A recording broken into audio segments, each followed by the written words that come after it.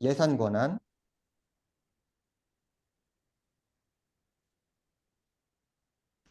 매출 권한, 구매 계약, 감사. 근데 여러분들 기본은 ESS입니다. 제대로 보시면 되고 오늘은 일반 사용자인 ESS, 그러니까 기본 사용자인 ESS 교육이 됩니다.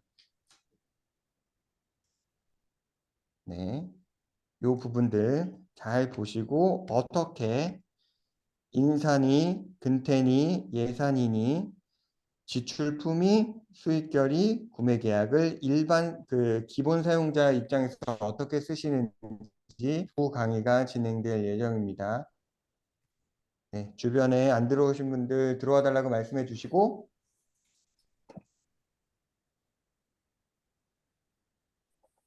네, 그러면은 오후 강의를 맡아주실 주식회사 영림원 소프트의 이광현 수석님 나오셔서 ESS 기본 사용자 교육 시작하도록 하겠습니다.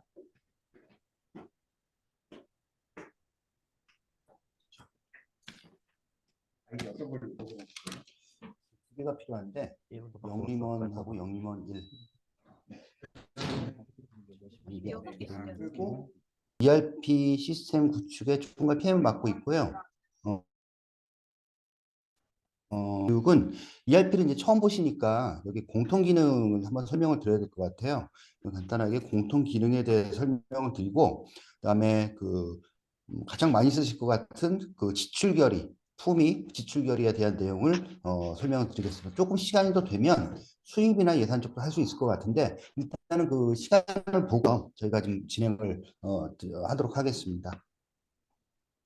자, 오전에 그 그룹웨어 교육을 받으셨죠? 이제 로그인은 다 하셨으리라 믿고요. 여기 이제 그 ERP 부분 있죠? 예, 요거를 클릭을 하시면 이제 ERP로 연결이 됩니다. 자, 오른쪽에 사람 표시가 있죠? 클릭을 하시면 이분이 어떤 물론 이제 내가 로그인은 했으니까 내 아이디가 뜰 건데 여기에 누가 아이디로 접속을 했는지를 알 수가 있습니다. 자, 일단 ERP 화면이 굉장히 좀 이제 낯서실 텐데 간단하게 좀 설명을 드리도록 하겠습니다. 자, 보시는 ERP 화면이고요. 아까 그 강재선 대리님이 설명을 드렸다시피 여기 왼쪽에 이제 대메뉴는 내가 갖고 있는 권한에 대한 그 어떤 모듈들이 쭉 나타납니다. 대부분의 사용자분들은 아마 요거 ESS라고 보이는 요 아이콘만 보이실 거예요. 이거는 필수 사용자, 일반 사용자라는 뜻이고요. 클릭을 해보시면 이렇게 오른쪽에 근태, 예산, 지출품위, 수익결의, 구매 계약 이게 한 6개 정도로 구분이 되어 있는데 이 인사급여에 대한 부분은 이 시간이 끝나고 이제 설명을 드리도록 하겠고요. 지금 이 시간에는 지출품에 대한 교육을 할 겁니다. 그 전에 이제 간단하게 공통 사용자 교육을 먼저 좀 시작을 하도록 하겠습니다. 자, 대메뉴가 있고 서브 메뉴. 이 메뉴를 가시면 이제 서브 메뉴가 뜨는데 이 서브 메뉴에 보면은 오른 그 상단에 이렇게 몇 가지 표시가 있어요. 요거는 이제 서브 메뉴에 대한 이름이고 요거는 이제 새로 고침입니다. 근데 여러분들께서 이걸 쓰실 일은 거의 없을 거예요. 예를 들어서 우리가 새롭게 프로그램을 개발하거나 또는 새로운 프로젝트가 들어갔을 때 우리 이제 그 운영팀에서 여기에 그 메뉴나 프로그램 붙여드릴 겁니다.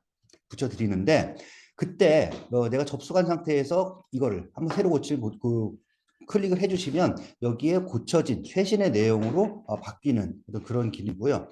자, 요거는 앞핀처럼 생겼죠. 자, 요건 뭐냐면 지금 고정이 되어 있는 상태입니다. 많이 그 다른 프로그램에서 많이 써보셨을 거예요. 고정을 풀면 어떻게 될까요? 자, 이렇게 화면이 넓어집니다. 메뉴가 대메뉴에서 클릭을 했을 때는 이제 서브 메뉴가 나타나는데 마우스를 다른 지역으로 옮기게 되면 그 소메뉴가 사라지게 되죠. 그래서 조금 넓게 쓸 수가 있고요. 아니면 나는 고정해두고 쓰고 싶다. 그럼 클릭하시게 되면 이렇게 다른 쪽으로 영역으로 마우스를 옮겨도 요 서브 메뉴는 남아있게 됩니다. 그런 기능이 되겠고요.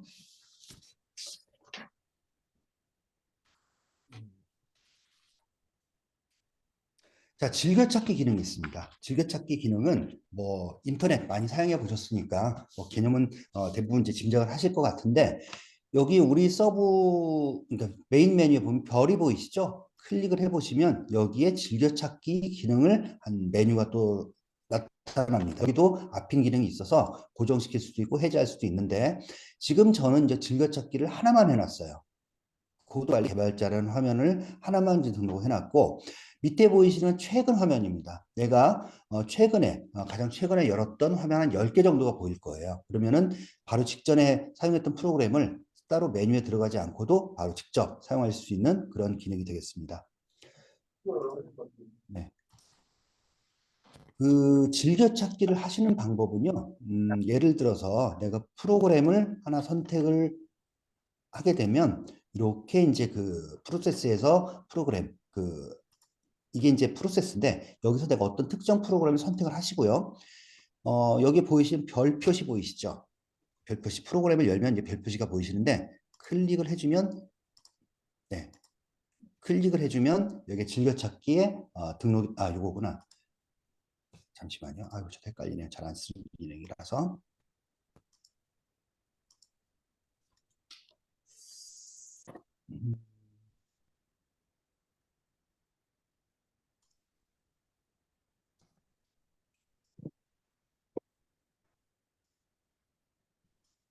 네. 잠시만요. 제가 좀 헷갈렸는데 잘 쓰는 기능이 아니다 보니까 갑자기 좀 여기 있네요. 여기. 죄송합니다. 제가 지금 헷갈렸어요. 여기 보시면 즐겨찾기 기능이 별이 보이시죠? 요거. 요걸 클릭을 하시면 이게 즐겨찾기가 됩니다. 그래서 여기에 즐겨찾기를 다시 한번 클릭을 해보시면 그 화면이 나타나실 거예요. 여기 제가 지출품 현황이라고 되어 있는 부분이 새로 추가가 된 게 보이시죠? 이렇게 즐겨찾기가 추가가 됩니다. 이렇게 엄청 끊기네요. 네, 지금 그래서 화면이. 천천히 해주세요. 천천히 하겠습니다. 다시 화면이 지금 끊기는 것 같으니까 천천히 할게요.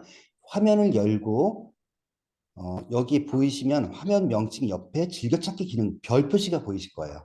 클릭을 해주시면 이렇게 즐겨찾기 추가라는 창이 뜨고요. 여기서 완료를 해주시면은 이 노란색으로 색깔이 반전이 됩니다. 이렇게 그러시면 여기 즐겨찾기 아이콘을 클릭을 하셨을 때 즐겨찾기에 이 화면이 추가가 돼요. 포함이 돼요. 그래서 다음번에 들어와서는 제가 많이 쓰는 화면들이 여기 즐겨찾기를 해놓는 거니까 이렇게 클릭을 해서 바로 그 해당 화면으로 이동을 하실 수가 있습니다. 네. 자, 그 즐겨찾기 기능 설명을 드렸고요. 그 다음에 또 어떤 기능이 있냐면 여기 화면 오른쪽에 보면은 돋보기 창 같은 게 보이실 거예요. 이거를 마우스를 갖다 대시면 입력할 수 있는 창이 뜨는데 뭐 예를 들어 내가 어떤 화면이 어떤 메뉴에 있는지 헷갈린다. 근데 프로그램 이름을 알고 있다. 그럴 경우에 여기에 예를 들어 지출 결이라는 화면을 찾고 싶다 그러면은 이렇게 지출 결의를 입력을 하시고 여기 돋보기 창을 클릭을 하시면 지출 결의라고 되어 있는 화면들이 쭉 뜹니다. 이 명칭이 되어 있는 거. 그 중에서 이제 나는 지출 결의 등록을 하고 싶다. 그러면은 여기다 직접 등록이라고 해서 찾으셔도 되고 이렇게 이제 이렇게 이제 그 지출 결의 등록 화면들이 동일한 화면인데 여러 메뉴에 나눠져 있어서 이렇게 이제 여러 개 있는 것처럼 보이는 겁니다. 그래서 하여튼 지출 결의 등록이라는 화면을 클릭을 하시면 메뉴, 서브 메뉴를 거치지 않고도 직접 이 화면에 들어가서 입력을 하실 수 있는 기능. 이게 이제 바로가기 기능이 되겠습니다. 빠른 실행 화면 또는 바로가기 기능이 되겠습니다. 그다음에 자, 우리 이번에는 엑셀하고 호환이 되는 엑셀 내려받기 기능을 한번 설명을 드리겠습니다. 예를 들어서 지출 품위 현황이라는 화면을 한번 열어볼게요. 여러분들이 굉장히 많이 쓰실 화면인데 요거는 조금 이따가 이 화면에 대한 기능 설명을 드릴 때 자세히 드리도록 하겠고요. 우선 이 현황 화면에서 조회 기능이 있습니다. 이 조회 기능을 클릭해 주시면 내가 등록했던 지출 품위 정보들이 쭉 화면에 나타나고요. 요거를 여기 조그맣게 뭐라고 그럴까요? 바퀴처럼 생긴 그 아이콘이 보이실 거예요. 여기서 우클릭을 하시면 숏컷 메뉴가 나타나고요. 여기서 엑셀로 내보내기 기능을 하시면 두 가지 옵션이 있는데 서식 포함, 마스터 영역 포함 이 두 가지 옵션입니다. 일단 서식 포함을 클릭을 해주시면 이렇게 이제 그 엑셀로 다운로드 되는 양식을 보실 수가 있을 거예요. 그럼 다운로드에 가서 보시면 이제 이렇게 이거를 얘기를 해야겠다. 아니 일단 열겠습니다. 지출 품위 현황 2023년 12월 19.xl sx라고 이제 그 엑셀 파일이 하나 만들어졌는데 클릭을 해보면 조금 전에 그 ERP에서 봤던 요 내용들이 엑셀로 그대로 떨궈진 거를 보실 수가 있을 거예요. 경우에 따라서는 이렇게 엑셀로 떨어진 상태에서 여러분들이 피보팅이라든가 또는 추가 삭제를 통해서 여러 가지 가공을 해서 엑셀로 사용을 하실 수가 있습니다. 예를 들어서 아까 옵션이 두 가지라고 말씀드렸는데요. 여기서 마스터 영역 포함을 해주시면 어떻게 나오는지 한번 보여드릴게요.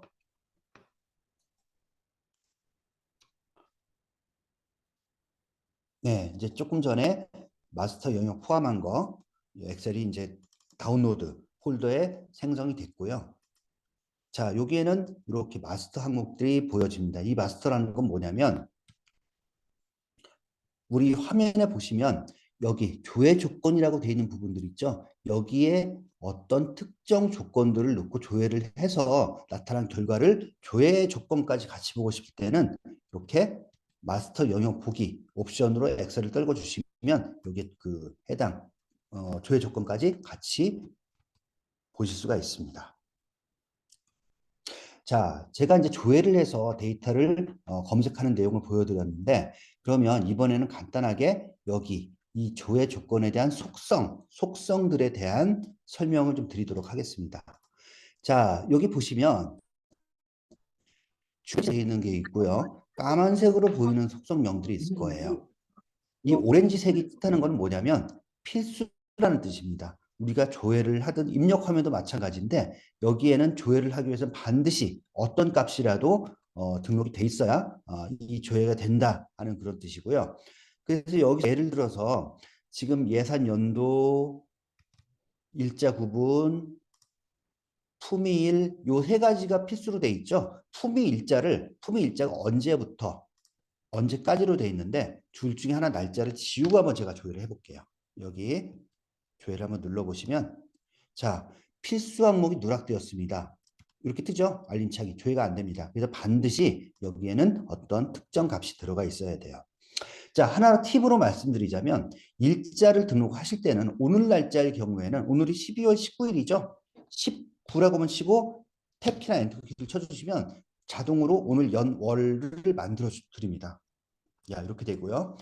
예를 들어서 뭐 18일 어제 날짜 같은 18일만 치면은 그 연월이 만들어지고요. 예를 들어서 11월 1일부터 하고 싶다. 그러면은 연도는 생략하고 1101 자, 이렇게 하시면 연도를 붙어가지고 23년 11월 1일부터 하는 걸로 이제 그 자동으로 세팅이 됩니다. 네. 만약에 22년 뭐 그럴 일은 많이 없겠지만 뭐 22년 12월 자료부터 보고 싶다. 그 응용이 되겠죠. 221201 하면은 이렇게 22년 12월 1일부터 이 날짜가 형식이 만들어집니다. 이 프로그램뿐만이 아니라 모든 ERP 화면에서는 날짜를 입력을 하실 때 이렇게 간단하게 등록을 하실 수가 있고요. 그 다음에 여기 보이시면 꺽쇠. 자, 여기 보이시죠? 꺽쇠처럼 보이시는 거. 이게 뭐냐면 리스트 박스입니다. 여기 보이시면 선택을 해서 그러니까 리스트 박스에서 한 값을 선택을 하게 되어 있어요. 이렇게 이제 그 뭐 일자 구분은 그렇고 지출 구분 같은 경우도 여러 가지 설정 값 중에서 한 가지를 클릭해서 선택을 하실 수 있다. 그런 개념으로 알아두시면 좋을 것 같고요. 자, 그 다음에 여기 보시면은 속성 값이 하늘색, 연청색으로 되어 있죠. 네, 요거는 다른 뜻이 있습니다. 자, 여기서 더블 클릭을 하시면 이렇게 도움창이 나타납니다. 도움창. 부서. 자, 제가 품위 부서를 등록을 찾고 싶은데 이름을 알고 계시다면 예를 들어 지능정보화 통계팀이다. 네. 그러면 지능으로 돼 있는 부서 명칭이 쭉 나오는데 이 중에서 선택을 이렇게 하셔도 되고요. 예를 들면 부서 명칭을 다른 부서 명칭을 참조를 하고 싶다. 그러면 여기서 더블 클릭하면 이렇게 부서를 참조할 수 있는 도움창이 나타나는데 여기서 선택을 하셔도 됩니다. 결국 이걸 뜻하는 말은 뭐냐면 요거는 텍스트로 우리가 아무 값이나 입력을 한다는 뜻이 아니라 우리가 시스템에 미리 약속한 어떤 코드성 데이터들을 그 값을 정확히 찾고 싶을 때 이렇게 파란색으로 구성이 되어 있다 하는 부분을 말씀드리고 싶은 겁니다. 여기는 부서였으니까 부서 정보가 나타날 거고요. 여기는 품위 담당자니까 일반 사원 정보가 나타날 거라고 유추가 되죠. 클릭을 해보시면 일반 사용자분들에 대한 명칭이 쭉 이렇게 나타납니다. 그러면 여기서 저는 강재상 선택을 하게 되면 이렇게 강재상 대리님이 선택이 되는 겁니다. 이렇게 한 상태에서 조회를 해보시면 이제 강재상 대리님이 입력을 하신 품위 정보가 쭉 찾을 수가 있겠죠. 네, 이렇게 이제 그 속성을 이해를 해주시면 될 것 같고요. 그 외에 이렇게 하얀색으로 되어 있는 부분은 클릭을 해도 도움창이 뜨지 않습니다. 이건 무슨 얘기냐면 이 부분이죠. 이 부분들. 요거는 텍스트로 이제 등록을 하는 거예요. 예를 들어서 뭐 품위를 테스트로 등록한 품위만 찾고 싶다. 그러면 테스트 이렇게 하셔서 조회를 하실 수도 있는데 네, 이렇게 하면은 테스트 명칭, 이 품위명에 테스트 명칭이 들어간 데이터들만 쭉 조회가 될 거예요. 네, 이렇게 이제 하셔도 됩니다. 아니면 전체 나는 여기 보이시죠? 요 테스트 품위명이라고 되어 있는 품위만 찾고 싶다. 그러면 여기다가 테스트 품위명이라고 놓고 조회를 하시면 해당 것만 조회가 이렇게 될 겁니다. 자, 이렇게 보이시죠? 네, 이렇게 해당 것만 조회가 됐어요. 네. 자, 이렇게 돼 있고요. 그 다음에 여기 보이시나요? 여기 체크 버튼이 있습니다. 이거는 온오프 옵션이라고 할 수 있는데 예를 들어 자동 품위, 지출 품위 자동 생성 포함이라고 되어 있는데 이거는 그 연 프로그램을 통해서 만들어지는 개념인데 이 내용은 일단은 생각하지 마시고 이렇게 클릭을 했을 때는 어떤 값 플래그라고 그러죠. 요게 1 또는 y 또는 n 중에서 y로 체크된 값만 조회를 할 때는 이렇게 체크 버튼으로 조회 기능이 있다만 일단은 이해를 해 두시면 좋을 것 같습니다. 자, 그래서 간단하게 이제 그 속성 내용의 파일에 대해 설명을 드렸고요. 자, 그러면 다시 한번 조회를 해서 이번에는 어떤 값을 보겠냐면 자, 그리드라고 합니다. 이런 부분 조금 전에 엑셀을 떨궈봤기를 내려지는 부분을 보여드렸는데 자, 여기에 보시면 이제 품위 금액, 원인 금액, 지출 금액까지 숫자가 들어가 있는 모드들이 있죠. 자, 이게 합계를 보고 싶다. 그래서 어떻게 하시냐면 자, 여기 품위 금액 하고 싶은 데까지 쭉 긁어가지고 마우스 오른쪽 해서 자동 합계 하셔도 되고 이미 합계가 계산이 돼서 46만 9,110원이라는 합계가 자동으로 계산이 되고 있어요. 이렇게 합계를 보실 수가 있습니다. 또는 이렇게 합계를 보실 수도 있어요. 오른쪽으로 해서 클릭하시면 요 내가 선택한 거 요거만 할 수 있습니다. 또는 내가 두 번째 줄에서 세 번째, 네 번째 줄만 보고 싶다. 그러면 이렇게 해서 합계를 하시면 자동으로 합계를 계산을 해서 보실 수가 있는 그런 기능이 있습니다. 자, 그리고 이번에는 또 어떤 거를 설명을 드릴 거냐면 여기가 지금 그리드에 많은 이걸 하나를 다 속성이라고 하거든요. 속성이라고 하는데 여기에 사실은 숨겨진 속성들이 있습니다. 무슨 얘기냐면 화면에서 가장 많이 사용되는 속성들만 지금 프로그램에 표현이 되고 있어요. 자, 그러면 숨겨진 속성들이 뭐가 있는지 한번 보겠습니다. 자, 아까 톱니바퀴 부분을 자세히 보시고 오른쪽 우클릭을 하시면 이런 그 숏컷가 나온다고 말씀을 드렸었죠. 여기서 칼럼 보기 설정이라는 걸 클릭을 해주시면 이렇게 숨겨져 있던 속성들이 이렇게 반전이 돼서 나옵니다. 연회색으로 되어 있는 거는 지금 우리 화면에 이미 나타나 있는 거고요. 이렇게 짙은 회색으로 되어 있는 속성들은 숨겨져 있는 속성들입니다. 이것도 다시 보일 수 있도록 설정을 하실 수가 있어요. 이건 개인별로 다 가능합니다. 예를 들어서 확정일이라는 속성을 화면에 보여주고 싶은, 기본적으로 보고 싶다. 그러면 클릭 한번 해주시면은 색깔이 연회색으로 반전이 됐죠. 네, 요거는 지금 요거, 그러니까 말하자면은 그 컬럼 보기 설정 그 값을 닫아도 확정일이라는 그 컬럼은 계속 나타나서 보일 겁니다. 이렇게 확정일이라는 속성이 숨겨져 있다 살아났고요. 만약에 나는 그렇지 않다. 이 확정일이라는 그 속성이 굳이 많이 보는 속성은 아니다. 반대로 하시면 되겠죠. 다시 오른쪽 클릭해서 칼럼 보기 설정에 들어가셔가지고 확정일을 다시 연회색에서 클릭해 주시면 짙은 회색으로 바뀌게 되어 있죠. 그럼 이 상태에서 닫아주시면 확정일이라는 속성은 다시 살아나서 안 나타나게 됩니다. 그래서 지금 모든 화면들에 대해서 내가 이런 화면 콜럼 속성이 있었으면 좋겠는데 하시는 분들은 제가 알려드린 대로 이렇게 클릭해서 칼럼 보기 설정해서 이 속성들이 숨어 있는지를 먼저 확인을 하시고요. 만약에 그럼에도 불구하고 이 속성들이 좀 필요하다. 그러면 저희 좀 개발을 해야 됩니다. 그래서 이제 이거는 지능정보통계팀을 통해서 접수를 해주시면 저희가 또 내년, 후년 계속 고도화를 할 건데 그때 이제 우선순위에 따라서 그 프로그램을 수정을 개발을 진행을 할 수도 있을 것 같습니다. 그 다음에 또 설명드릴 거는 이 속성들은요, 이 옮길 수가 있습니다. 예를 들어서 내가 마감이라는 속성을 클릭을 하면 이렇게 이제 크게 반전이 되죠. 이거를 클릭을 하시고요. 잠깐만요. 이게 안 집히죠? 네, 이렇게 좀 그 왼쪽 마우스 클릭하시면 이 빨간색 이런 뭔가 역삼각형이 보이실 거예요. 그러면은 쭉 끌어서 옮기시면 요 속성 위치를 네, 이게 잘 안 집히죠. 네, 이렇게 왔다 갔다 하실 수가 있습니다. 네, 이렇게 찝어서 뭐 품위일도 이렇게 옮겨가 있습니다. 이렇게 이제 마우스를 이동을 해서 왔다 갔다 하실 수가 있어요. 이런 그 컬럼을 이동할 수 있는 기능도 있고요. 당연히 컬럼을 넓혔다 좁혔다도 가능하겠죠. 마우스를 갖다 대시면 이렇게 이런 그 제가 보이시는 문이 보이시죠? 이거는 뭐 엑셀이나 이거 많이 보셨을 거예요. 이렇게 좁혔다가 넓혔다가 할 수 있는 기능이 있습니다. 또 어떤 기능이 있냐면 이거를 정렬을 할 수가 있어요. 예를 들어서 품위 부수 명칭으로 정렬을 하고 싶다. 클릭.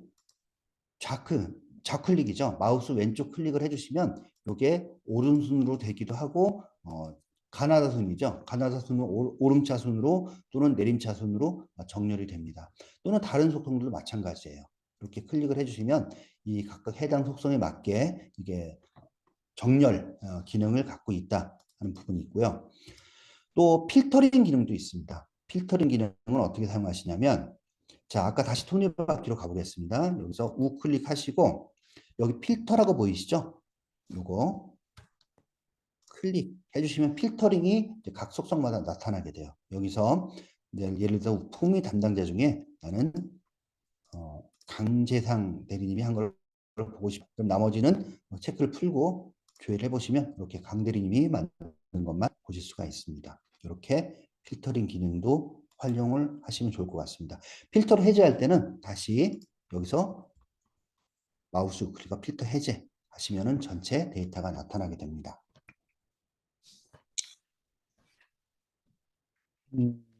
그다음에 설명을 드릴게. 자, 조회 기능에서 이제 쭉 설명을 드렸는데 이번엔 등록 화면에서의 기능을 하나 설명을 드릴게요. 조금만 더 천천히 해주세요. 네.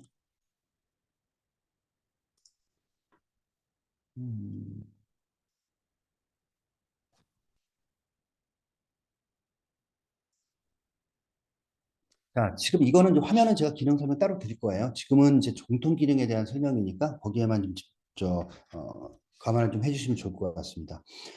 이 어떤 특정하는 등록하는 화면인데요. 여기서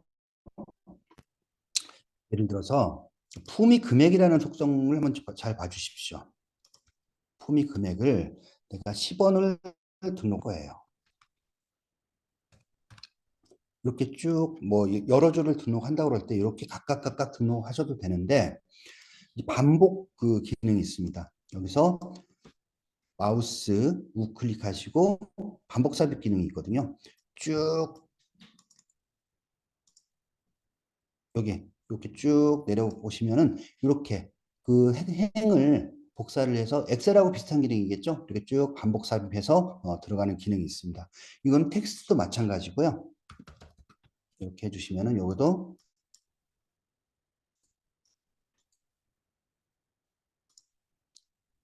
쭉 내려보시면 이렇게 같은 내용으로 쭉 그 반복으로 등록을 하실 수 있는 그런 기능들이 있습니다. 이거는 실제로 이런 그리드 화면을 사용하실 때 기능을 알고 계시면 조금 더 편하게 사용하실 수가 있을 거예요. 그 다음에 뭐 자동 증가 기능도 있는데요. 이거는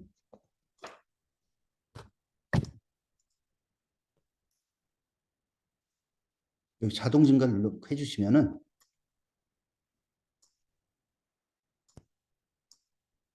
잠깐 제가 클릭이 잘못했네요.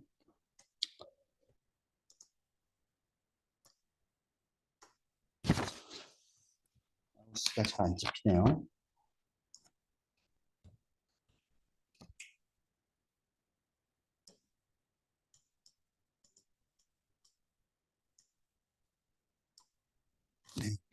요거는 지금 마우스가 이 자동 증가 기능을 사용하시면 이렇게 지금 보셨죠? 이렇게 제가 일을 해가지고 이 전체를 반전을 시킨 다음에 자동 증가를 해줬을 때 이렇게 각각 숫자가 좀 증가되는 걸 보실 수가 있을 겁니다. 이렇게 이제 자동 증가 기능도 활용을 하실 수가 있습니다. 네. 자, 그러면 일단 공통 기능에 대해서는 여기까지 하시도록 하고요. 나머지 이제 그 실제로 저희가 오늘 해야 될 지출에 대한 내용을 간단하게 이제 설명을 드리도록 하겠습니다.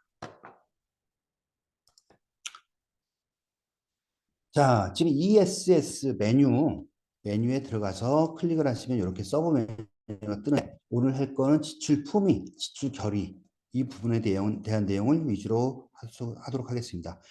클릭해 주시면 이렇게 오른쪽에 좀 조금 복잡해 보이는 프로세스가 보입니다.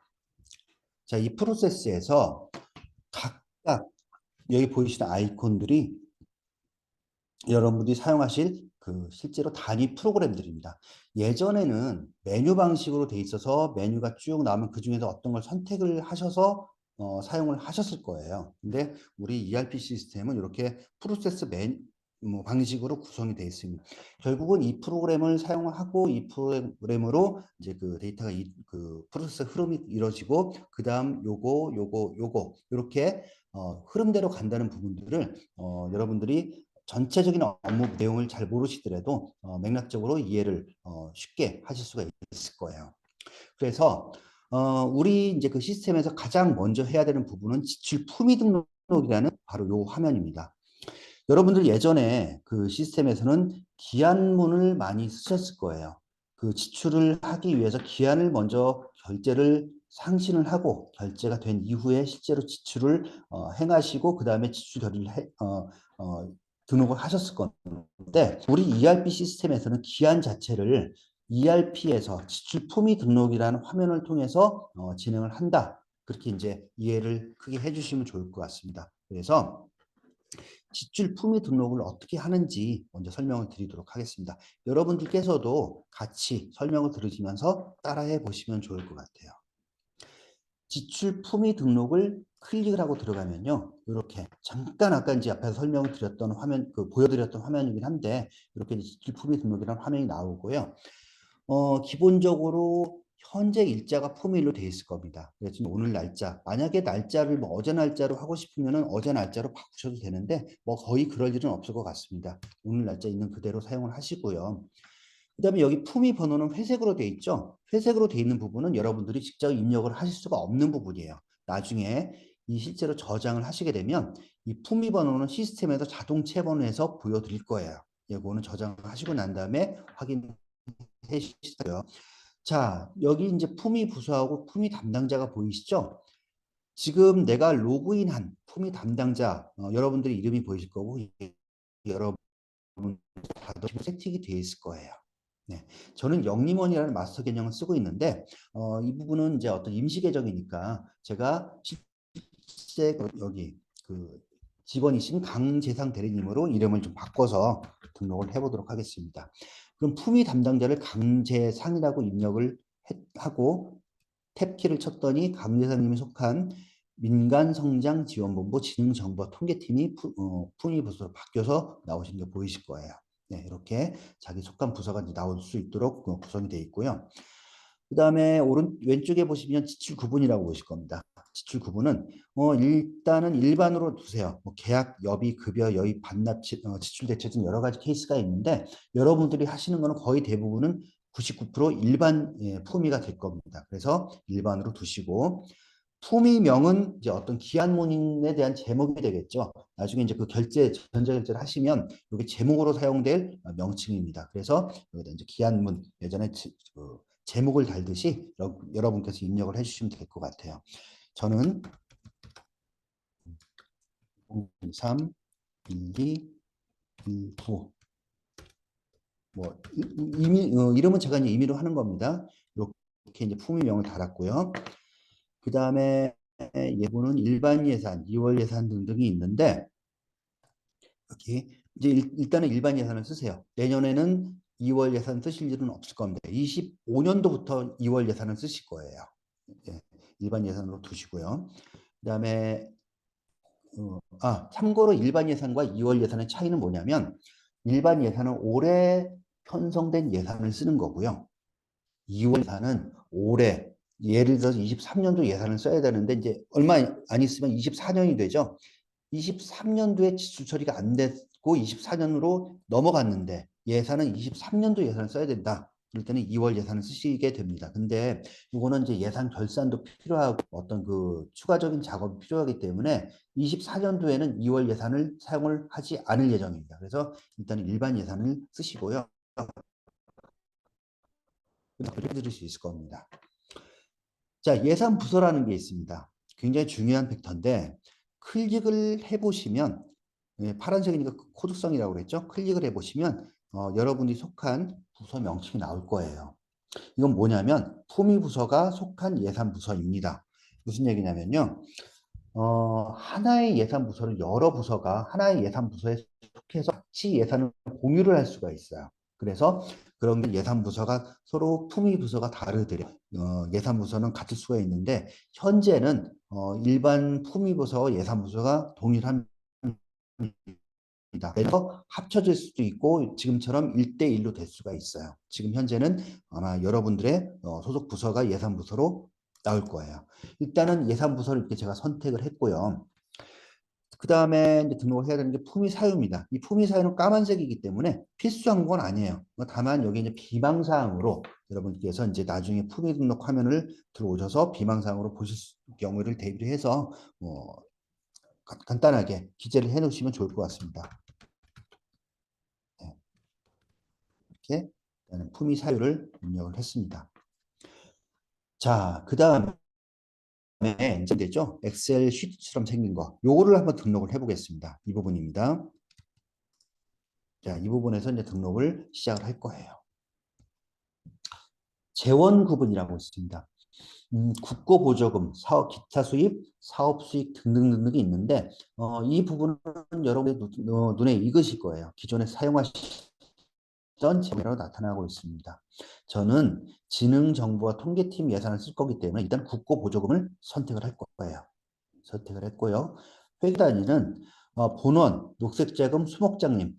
이거는 아마 회계팀에서 별도로 안내를 드릴 건데 이것도 이제 그 회계 단위라는 건 나중에 점표를 만들었을 때 결산 단위인데 이거는 이제 저희 본사 같은 경우는 본원을 쓰고요. 아마 이거는 이제 그 각각 소속 기관에 따라서 녹색자금이나 수목장님을 사용하실 수 있을 겁니다. 저는 일단 본원을 선택하도록 하겠습니다. 자, 그 다음에 이제 사업 선택이라고 보이시죠? 자, 요거는 좀 클릭을 하시면 어떤 창이 하나 뜰 거예요. 이렇게 다시 한번 해볼게요. 지금 제가 재원 구분하고 회계단위 입력을 했고요. 선택해서 클릭을 합니다. 그러면 현액, 예산 현액 단일 조회라는 도움창이 뜨게 돼 있고요. 자, 여기서부터 이제 내가 사용할 예산을 선택하는 그런 단계가 될 거예요. 산림복지시설 운영관리라는 세부 사업을 선택을 할 겁니다. 명칭은 아마 아주 낯선 명칭은 아니실 거예요. 여러분들께서 예전에 사용하셨던 동일한 부분입니다. 자, 그 다음에 이 세부 사업을 선택을 했으면 그 다음에는 편성목이라는 걸 선택을 하셔야 돼요. 이 사업에 속한 편성목이 어떤 게 있는지가 이제 이렇게 화면에 나타나게 되는데 운영비, 예산의 지출 세 가지가 있습니다. 저는 운영비를 선택을 하겠습니다. 이 부분입니다.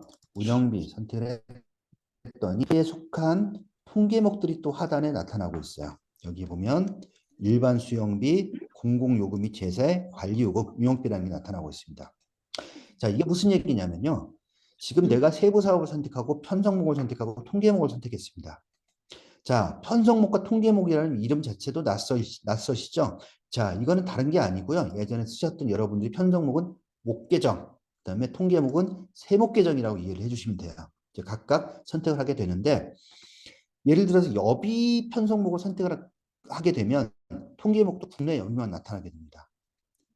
예산의 지출을 선택하면 예산의 지출만 나타나고 이게 무슨 얘기냐면요. 내가 이 세부 사업으로 편성을 한 예산들만 보여지게 해서 사용자가 선택을 하게 하겠다. 그런 뜻입니다. 그래서 내가 편성되지 않은 예산을 원초적으로 등록하는 거를 이제 통제를 하고 있는 거고요. 그래서 이제 그 운영비 중에서 내가 일반 수용비를 선택을 한다. 이렇게 클릭을 하시게 되면 화면 상단에 예산액, 집행액, 예산 잔액이라고 데이터가 나타나게 됩니다. 데이터가 편성되고 집행되고 잔액을 보여드리는 거예요. 그러면 자 여기에 만약에 예산을 다 써가지고 연말쯤 되겠죠. 예산 잔액이 없다. 선택을 하고 여기 선택 보이시죠? 그러면 이 예산 잔액이 그대로 나타나게 되는데 만약에 예산 잔액이 없는 경우에는 품위를 등록을 해도 저장을 해도 저장이 안 됩니다. 결국 예산 잔액이 부족한 경우에는 품위를 할 수가 없는 거예요.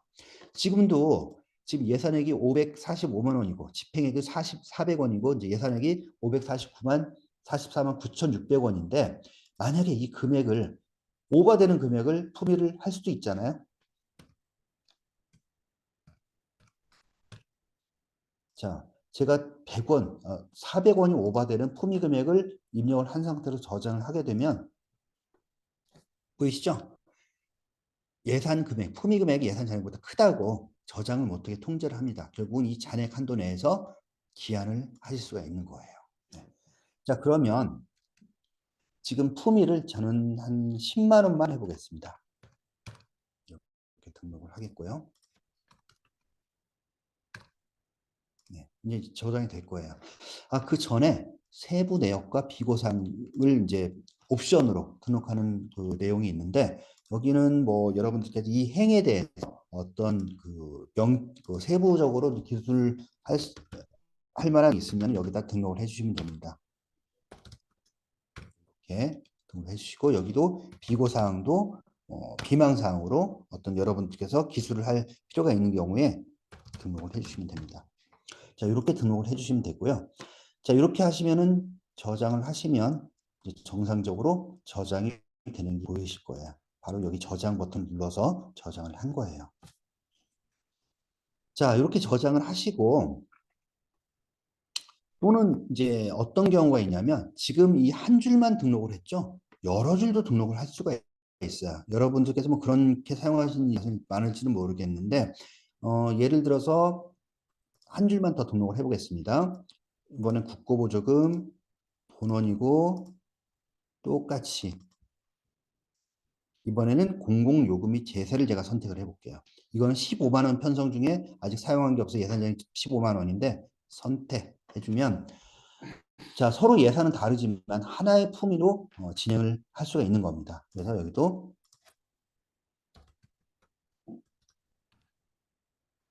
이거는 만 원만 이렇게 해서 저장을 하셔도 돼요.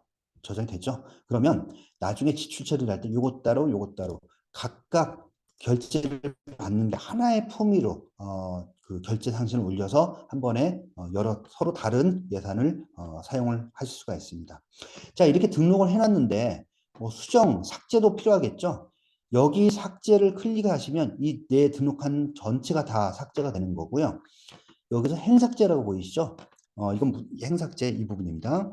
지금 행삭제는 내가 두 번째 등록한 행을 삭제를 하고 싶어요. 다른 품위로 하고 싶어요. 그래서 두 번째 행에 여기 바로 이 부분 숫자 있는 부분을 클릭을 하시고 행삭제를 해주시면 그 행이 삭제가 됩니다. 그래서 첫 번째 행만 남게 됩니다. 이게 행삭제 기능입니다. 삭제는 전체가 다 삭제된 거예요. 자, 이 상태에서 저장까지 됐으니까 품위 번호가 자동 채원이 됐죠.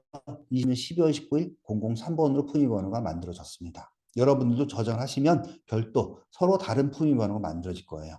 이거는 절대 같을 수가 없습니다. 유니크하게 여러분 이제 구분되는 구분자가 될 거고요. 자, 그러면 이렇게 등록을 하시고 나서 이제 어떤 케이스로 진행을 하셔야 되냐면 결제 상신을 하셔야 되는데 그 전에 있던 거를 확인을 하는 절차를 한번 설명을 드리겠습니다. 자, 다시 지출 품위 지출 계류라고 되어 있는 서브 메뉴를 클릭을 하시면 이 품위 등록 옆에 창이라고 보이실 거예요. 이거를 클릭을 해보겠습니다. 그러면 내가 등록한 품위 현황을 보일 수가 있는데 굉장히 지금 많은 데이터들이 나타나고 있죠. 저는 이 중에서 오늘 강세상 대리님 이름으로 등록한 품위만 찾고 싶다. 그러면 어떻게 해야 될까요? 품위 일자를 오늘 날짜 19일로 범위를 좁히고요. 그다음에 여기다 강재상 이렇게 해서 주의하시면 해당 건만 나타날 겁니다. 그런데 두 건을 입력을 했네요. 뭐 그중에서 찾을 수가 있겠죠. 저는 제가 아까 등록한 거 명칭을 알고 있으니까 품위 명칭을 다시 한번 주고 조회 하시면 해당 건만 이렇게 나타날 거예요. 네, 빨라요. 제가 좀 말이 빨라가지고 얘기를 하다 보니까 다시 한번 이제 등록을 했으면 등록 프로그램 옆에 현황 프로그램을 제가 설명을 드리고 있는 거예요. 현황 제가 오늘 강계상 대리님 이름으로 등록한 현황을 다시 한번 조회를 해보려고 합니다. 그 부분을 다시 설명을 드릴게요. 품위 현황에 들어가서 제가 오늘 등록한 걸 알고 있잖아요. 19일 주고 그다음에 품위 담당자를 강재상으로 바로 이 부분입니다. 입력을 하고 조회를 해보겠습니다. 그러면 12월 19일 날 강재상 대리님 이름으로 등록한 품위가 이렇게 화면에 나타나고 있어요. 근데 이 중에서 나는 두 번째 요거를 아까 이 품명으로 제가 등록을 한 건이에요. 그러면은 찾았죠. 근데 만약에 이 건들이 굉장히 많을 경우가 있습니다. 그러면은 명칭으로 여기다가 뭐 이름을 주고 여기 이 부분입니다. 품명칭에 이름을 주고 조회를 하시면 해당 건만 쉽게 찾을 수가 있다 하는 부분을 이제 설명을 드린 겁니다. 자, 그러면 이 등록 프로그램으로 이동을 하기 위해서는 바로 이 현황을 통해서 여기 선택을 하시고 여기 지출품이라고 되어 있죠. 여기 클릭해 주시면 내가 등록한 프로그램으로 이동을 하게 됩니다. 우리 ERP에서는요. 등록 프로그램에서 등록을 해놓고 나서 나중에 다시 들어와서 이 등록 프로그램에서 조회를 하시는 게 아니라 항상 이 등록 프로그램 옆에 있는 현황 프로그램을 통해서 조회를 하시고 해당 선택을 해서 해당 등록 프로그램으로 이동을 하게 되어 있습니다. 품위뿐만 아니라 모든 프로그램 구조가 그렇습니다. 이거는 굉장히 중요한 부분이니까 염두에 두시고 좀 교육을 받아주시면 좋을 것 같습니다. 자, 그래서 이 등록을 했으니까 이번에는 결제 상신을 한번 해보도록 하겠습니다. 자, 기한을 예전에는 그 오프라인으로 직접 네, 예산 부서에서 소속 부서가 안 뜬다고요? 어디시죠? 부서가? 대전 숙체원이요. 잠시만요. 지금 문의가 들어와서요. 제가 숙체원으로 한번 해보겠습니다. 유희정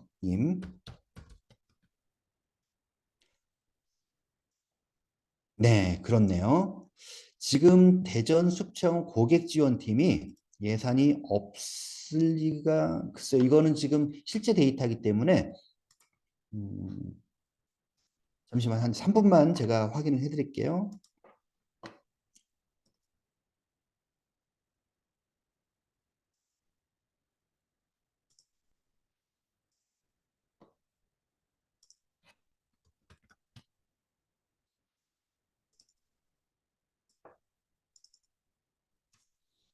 음흠.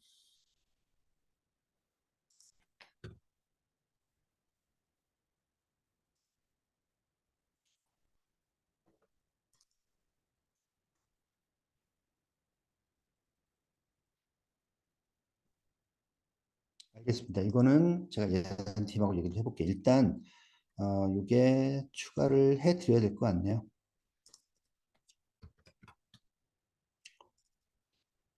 지난번에 운영 쪽의 데이터가 들어오면서 아마 사라진 것 같습니다.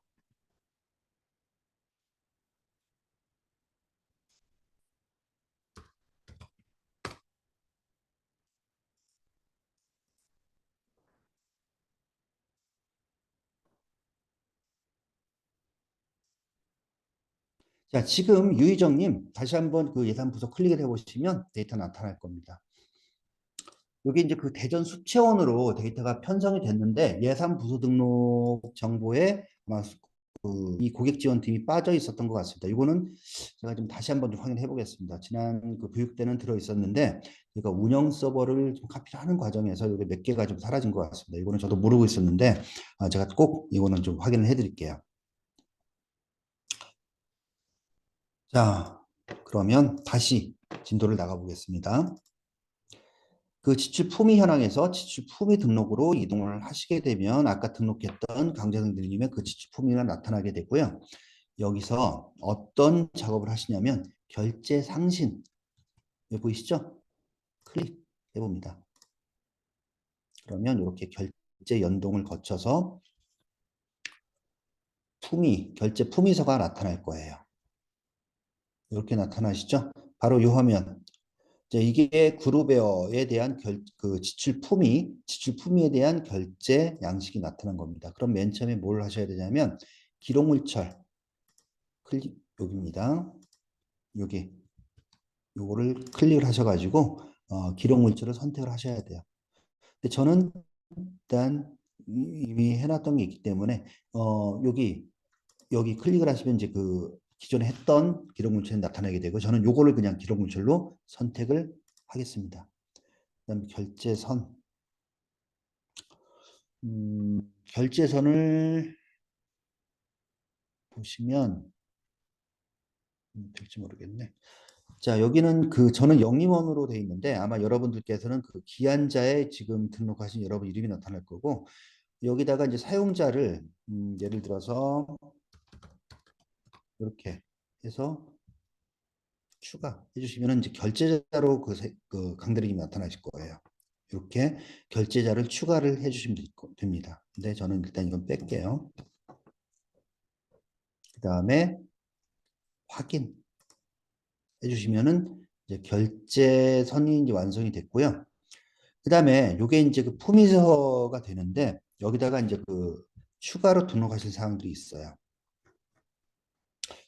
자, 품위서가 형태가 어떻게 되어 있냐면 이렇게 첫 장에는 이제 그 여러 가지 필요한 내용들을 기술할 수 있는 갑지라고 합니다. 갑지에 대한 내용이 나타나고 두 번째 페이지는 을지라고 그러는데 여기는 아까 ERP에서 등록했던 재원이라든가 사업, 편성목, 통계목, 금액, 기고 등등이 을지에 쭉 표현이 됩니다. 이게 여러 줄이 있는 경우에는 여러 줄로 구분돼서 나타날 거예요. 요거를 이제 결제로 올리시는 건데 일단 갑지에서 제가 등록을 추가로 해보도록 하겠습니다. 여기 지금 이렇게 커서가 깜빡깜빡하고 있죠? 여기는 추가로 여러분께서 자유롭게 등록을 하실 수 있는 칸입니다.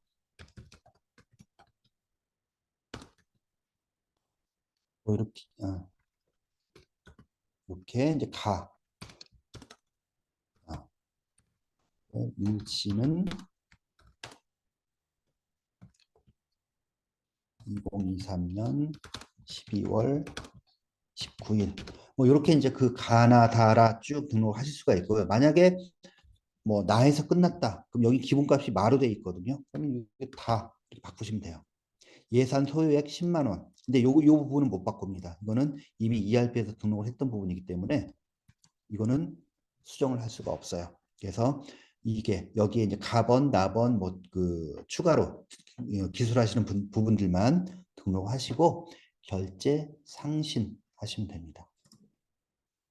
네, 그러면 결제 상신이 완료되었습니다. 종료하시겠습니까? 라는 창이 뜨고요. 예, 해주면 상신이 완료가 됐습니다. 자, 그러면 지금 이제 다시 ERP 화면으로 넘어왔는데 지출 품위 현황, 아까 그 보여드렸던 현황 화면에 어떻게 바뀌어 있는지를 한번 보도록 하겠습니다. 결제 상태, 결제 전후되어 있죠? 보이시죠? 여기서 조회를 다시 해보시면 결제 중 상태로 바뀌어 있는 게 보이실 거예요. 그러면 이 상태에서 다시 지출 품위로 넘어가서 뭔가를 수정을 하고 싶다. 이미 이렇게 점을 찍고 만약에 뭔가 어떤 내용이든 수정을 하시고 저장을 하시려고 해도 전자결제 자료는 수정 삭제할 수 없습니다라는 멘트가 뜹니다. 더 이상 수정이 안 되는 거예요. 결제를 상신을 하고 결제가 완료가 상신 올라간 건에 대해서는 결제를 이제 더 이상 추가 수정이 안 됩니다. 이제 그 부분이 있고요. 그러면 이제 결제를 하셔야 되겠죠. 결제자가. 저는 영림원이라는 분한테 결제를 아까 올렸어요. 그래서 여기 제가 그 전자결제 이제 그 이 지출 품위에 대해서 결제를 올렸으니까 여기에 대해서 결제를 하는 과정을 보여드릴 겁니다. 그러면 전자결제 화면, 그룹의 화면으로 가서 여기 전자결제 보이시죠? 아, 세션이 끊어졌네요.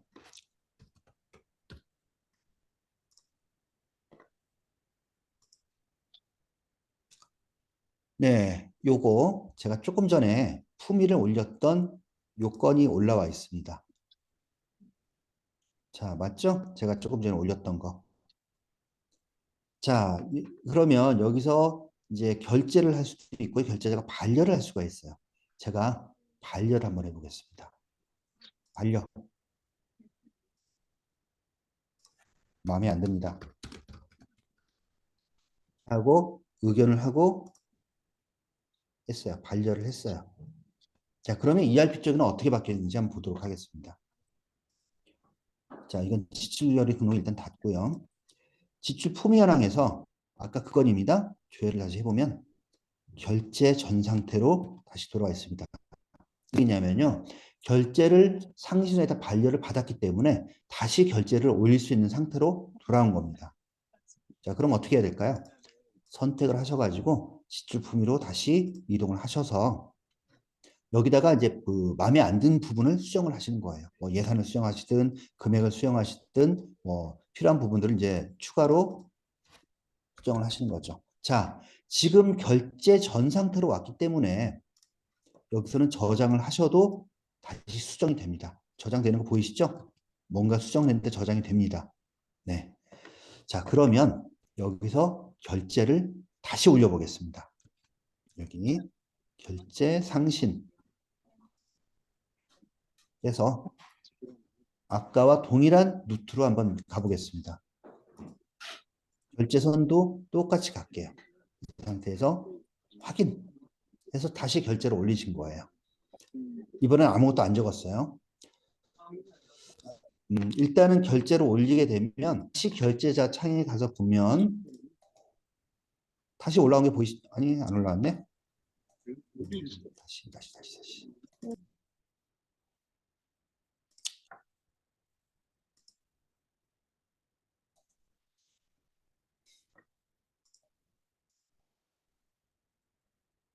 결제가 아직 안 올라갔구나. 제가 뭔가 잘못된 모양이네요.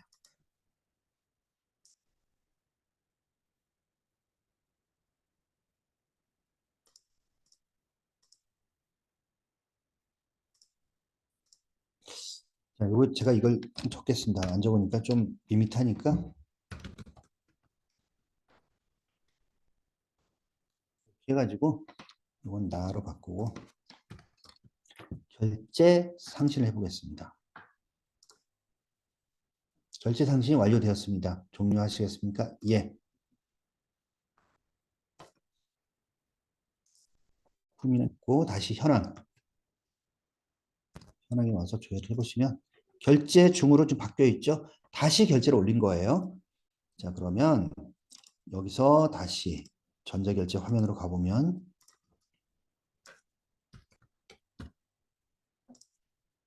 결제자 전자결제 화면으로 들어온 거예요. 여기 품이 보이네요. 전자결제 들어가서 조금 전에 올렸던 거 품이 이게 올라왔죠. 이번에는 결제를 정상적으로 해보겠습니다. 결제 확인. 자, 지금은 제가 결제자를 한 분만 올렸는데 뭐 그룹이니까 여러 분 올려도 되죠. 지금 마지막 분까지 결제를 마지막 결제자가 결제하기 전까지는 결제 중단할 겁니다. 첫 번째 분은 결제를 하셨다고 하더라도 지금은 제가 한 분한테만 결제를 올렸어요. 결제죠. 뭐 어떻게 바뀌었는지 볼게요. 교를 해보니까 여기 보세요. 결제 완료로 돼 있죠. 그러면 지출 품위에도 바뀌어 있는지 한번 보겠습니다. 다시 지출 품위 화면으로 이동을 하시고요. 자, 지금 화면은 똑같은데 유심히 보이시는 분은 보이실 수도 있을 것 같은데 여기 확정이라고 되어 있었어요. 체크가 우리가 수정을 못하는 그 속성이긴 한데 체크가 되어 있습니다. 확정이 되는 게 표시가 되는 거예요. 이제 이거는 이미 이제 그 전자결제 확정이 다 끝난 건입니다. 자, 그러면 지출 품위에 대해서 확정, 최종 결제가 났으므로 그 다음에는 이제 해야 되는 일이 실제로 돈을 지출을 하고 지출 결의를 하는 과정이 필요합니다. 자, 그 부분을 설명을 드릴게요. 자, 그 지출 품위 현황 또는 지출 결의에서도 할 수가 있는데 저는 그 지출 품위 현황이라는 화면에서 지출 결의로 가는 과정을 설명을 드리도록 하겠습니다. 조회를 하시고 선택을 하시고요. 여기 보시면 지출 결의 등록, 법인카드, 체크카드, 매입세 몇 가지 케이스가 있습니다. 자, 이 각각에 대해서 어떻게 쓰임새가 다른지를 설명을 드리도록 하겠습니다. 먼저 지출 결의 등록이라는 화면으로 이동을 해볼게요. 자, 선택하고 이동. 자, 여러분들이 아마 처음 보시는 분들이 많을 거예요. 실제로 지출 하는 화면인데 품위 화면보다는 굉장히 복잡합니다. 이렇게 쭉 보시면 오른쪽으로 보시면은 등록을 해야 될 내용들이 많이 있어요. 그런데 품위에서 등록을 했던 내용들 그대로 거의 대부분은 물고 옵니다. 연도 일자는 현재 일자고요. 그 다음에 여기는 이제 로그인한 사원이 뜨니까 제가 강제상으로 이름을 바꿔볼게요. 이렇게 하고 품위 결의명도 품 어쩌고저쩌고 돼 있고요. 그 다음에 예산 구분, 예산 부서 다 지금 품위에서 등록했던 내용들을 그대로 물고 옵니다. 그 다음에 여기는 전표를 발행했는지 안 했는지 여부가 이제 표시가 되고요. 그다음 예산에 대한 부분들 쭉 그대로 품위에서 갖고 오고 지출 금액, 계정 과목 등등이 있습니다. 자, 요거를 차분차분 제가 하나씩 설명을 드릴게요. 예산에 대한 부분들은 이미 품위에서 등록을 했던 부분이니까 거의 수정하거나 손을 대실 일은 없고요. 자, 지출 금액부터 이제 우리가 입력을 하시면 됩니다. 자, 품위를 10만 원을 했고요.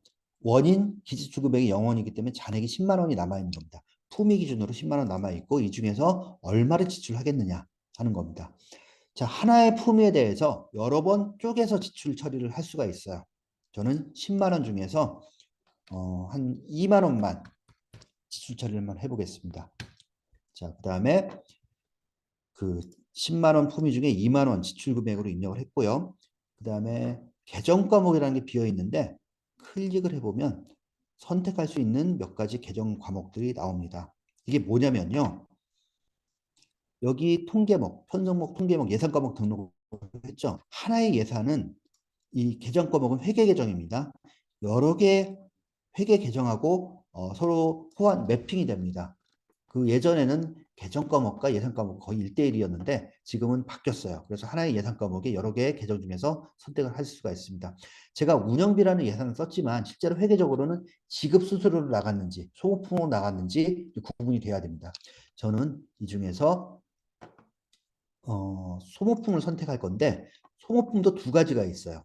이 원가 부가성인 사업비 소모품이 있고요. 그다음에 판검비성인 판검비 소모품이 있습니다. 이 부분은 우리 이제 회계팀의 윤재열 과장님이 아마 그 부가 설명을 해주실 거예요. 어떻게 구분하는지는.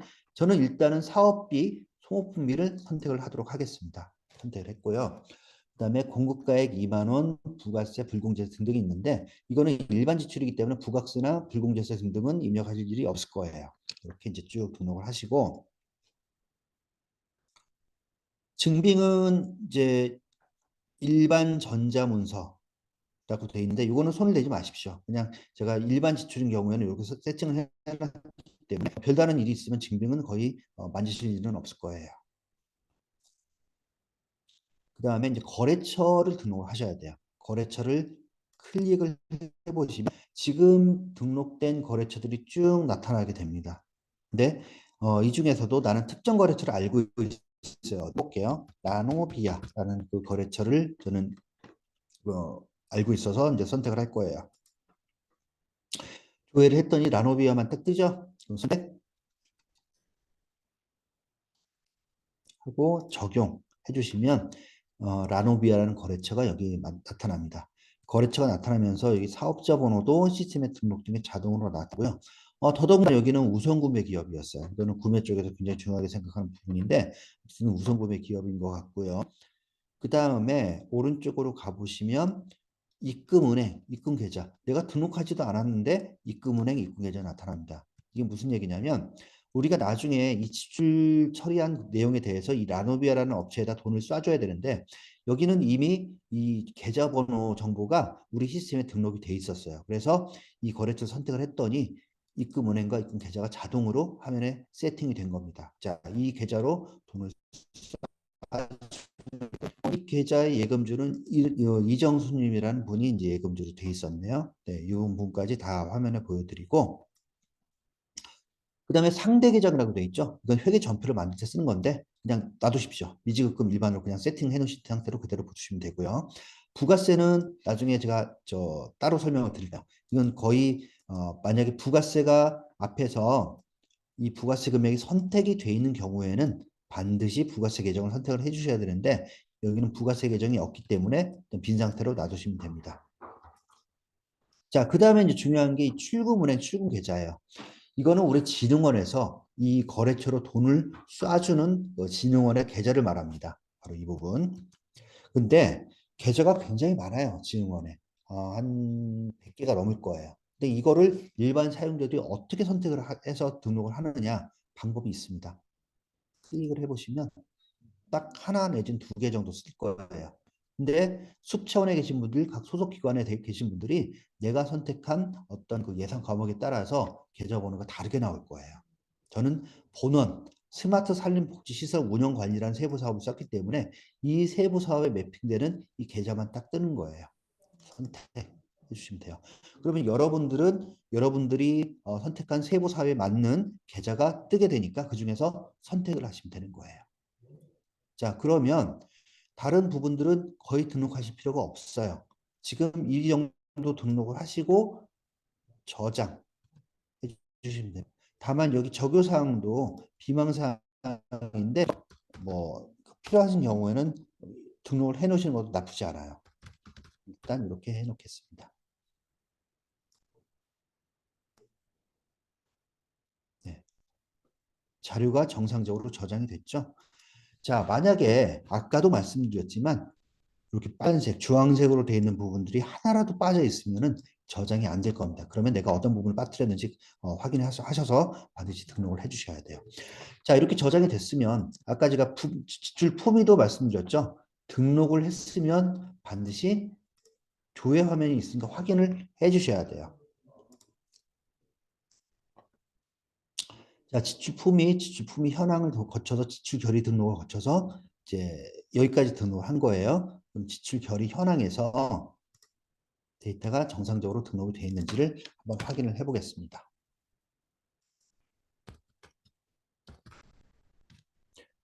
날짜는 오늘 날짜니까 19일로 지출 결의 현황에서 19일부터 19일까지 강 예상님이 등록한 데이터가 몇 건 있는지 한번 조회를 해보겠습니다. 조회. 자, 한 건 뜨죠? 네, 오늘 한 건만 등록을 했어요. 확정은 아직 안 된 상태, 결제 상태도 결제 전입니다.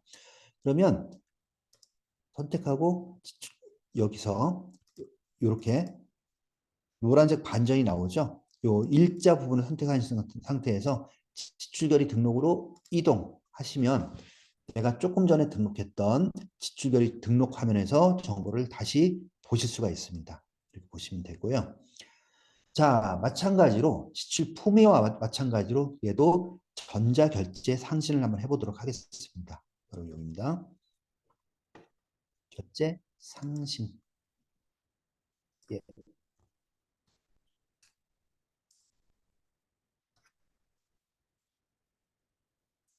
네. 자, 지출 결의서, 일반 지출 결의서에 대한 결제 문서가 화면에 팝업이 되었습니다. 결의 일자라든가 결의 부서, 금액, 결의명, 적요 내용, 그다음에 예산 과목에 대한 내용, 그다음에 출금 계좌에 대한 내용, 그다음에 지급 명세에 대한 내용 등등 우리가 조금 전에 ERP에서 내용들 그대로 물고 그 전자결제 결의서의 화면에 자동으로 뿌려졌어요. 이런 정보들은요. 클릭을 해도 반전이 일어나지 않습니다. 다 수정을 못하게 돼 있어요. 다만 품위명 부분은 여기도 수정을 못해요. 등록한 여기서 만약에 어떤 내용이 잘못됐다 그러면 아까 등록했던 ERP 화면에서 다시 수정을 하시고 전자 결제 상신을 다시 해주셔야 됩니다. 여기서 뭔가 내가 잘못한 게 있다. 금액을 잘못 입력했다. 예를 들어 25,000원인데 2만 원만 입력했다. 25,000원으로 바꾸고 저장하시고 다시 결제 여기 금액 바꾼 거예요. 이 부분을 바꾸고 저장을 하시고 다시 결제 상신 해보시면 바뀐 내용으로 결제 문서가 팝업이 될 거예요. 이렇게. 자, 조금 전에 2만 원에서 2만 5천 원 바꾼 거 보이시죠? 이렇게 이제 그 결제 상신을 해주시면 되고요. 얘도 마찬가지로 똑같이 결제를 한번 상신해 보겠습니다. 근데 결제 상신이 지금 비활성화돼 있죠. 결제 정보를 등록해 주셔야 됩니다. 자, 기록물철 아까처럼 뭔가 선택을 하시는데 저는 기존에 썼던 거 그대로 쓸게요. 이렇게 하고 결제선 예전과 똑같이 결제선을 잡아서 확인해 주시면은 결제 상신 기능이 활성화가 됩니다. 그러면 일반 결의서 지출 결의서 일반에 대해서 결제 상신을 할 수가 있고요. 상신을 해보겠습니다. 네, 상신이 완료되었습니다. 나오죠. 자, 그러면 지금 아직 여기는 확정이 안 된 상태예요. 지출 결의 현황, 바로 지출 결의 현황에서 어떻게 나오는지 한번 보겠습니다. 조회. 결제 상태가 결제 중으로 바뀌었어요. 품위와 똑같죠? 그렇습니다. 품위와 동일한 메커니즘으로 들어가고 있어요. 그러면 이제 결제자가 이제 결제를 해주셔야겠죠. 다시 그룹의 화면으로 이동을 해보겠습니다.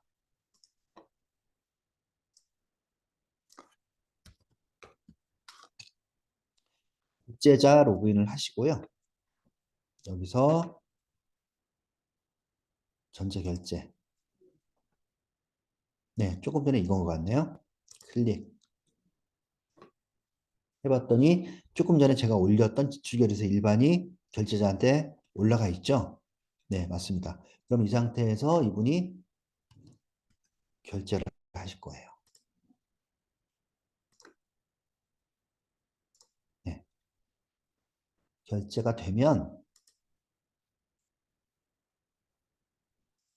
지출결의 현황에서 지금 결제 중으로 되어 있는데 어떻게 바뀌었는지 한번 다시 보여드릴게요. 조회.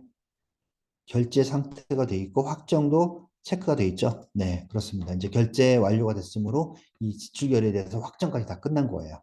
그럼 지출결의 등록 화면으로 다시 가보면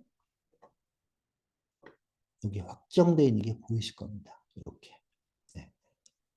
자, 그러면 이제 그 지출결의까지 등록을 했고 전표 확정까지 전자결제 상신하고 확정까지 됐으면 끝이냐? 아닙니다. 하나 더 있어요. 전표 발행을 해주셔야 됩니다. 발행을 해주시는데 저는 지금 영림원 여기 소속 직원이 아니기 때문에 전표 발행이 안 될 거예요. 클릭을 해도 아닙니다. 이거는 제가 일부러 그렇게 만들어 놓은 아이디니까 전표 발행이 됐네요. 이렇게 선택을 하고 전표 발행을 클릭을 해주시면 여기 전표 여부가 체크가 된 걸로 보이실 거예요. 자, 그러면 전표가 발행된 전표가 어떻게 있냐면 어떻게 확인하시냐면 여기 상단에 전표 조회, 네, 사업 소모품비, 차변 계정에 비용 계정인 사업비 소모품비 계정이 들어왔고 대변에는 미지급금 일반 계정으로 분개가 돼서 전표까지 만들어진 게 보이실 거예요. 클릭을 해보시면 이 미지급금은 어떤 거래처로 돈을 줘야 되는지까지 관리 항목으로 관리가 되고요. 소모품비 같은 경우는 별도 관리 항목이 없을 겁니다. 아무튼 이렇게 전표까지 자동으로 만들어지니까 이거를 뭐 따로 저장을 하지 않으셔도 돼요. 이미 전표 기표 번호까지 다 따진 거예요. 그래서 이 전표를 회계팀에서는 그냥 확인하고 승인 처리해 주면 실제로 재무제표라든가 시산표라든가 우리 결산서에 실시간으로 반영이 됩니다. 이렇게 전표까지 만들어지는 거예요. 근데 전표가 만약에 잘못 기표가 됐다. 잘못될 수 있잖아요. 그럴 때는 전표 삭제 클릭을 해주시면 전표가 삭제가 되고 여기 이 부분에 전표 삭제를 하고 하시면 여기 체크가 풀리고요. 여기 전표 조회 부분을 클릭을 하셔도 나타나질 않습니다. 전표가 이미 삭제가 된 거죠. 이렇게 전표까지 만들어 주시면 일단 일반 지출 결의에 대해서는 작업이 끝나는 거예요. 그러면 이 후단은 회계팀에서 이제 미지급금에 대한 지급 명령 처리, 그다음에 아까 CMS 우리 은행 연동을 해서 돈을 쏴주는 기능들 뭐 등등등등은 이제 회계팀에서 담당분들이 하시게 되는 거예요. 일반 사용자분들은 이렇게 지출 결의까지 만들고 전표 발행까지 해주시는 작업을 해주시면 됩니다. 자, 지금 이 부분이 어떻게 보면은 그 지출 품위, 지출 결의에 대한 일반적인 내용입니다. 그런데 이 부분 말고 한두 가지 더 설명을 드릴 게 있어요. 그거는 지금 1시부터 우리가 시작을 했죠. 한 10분만 쉬었다가 제가 나머지 법인카드 내용을 갖고 오는 부분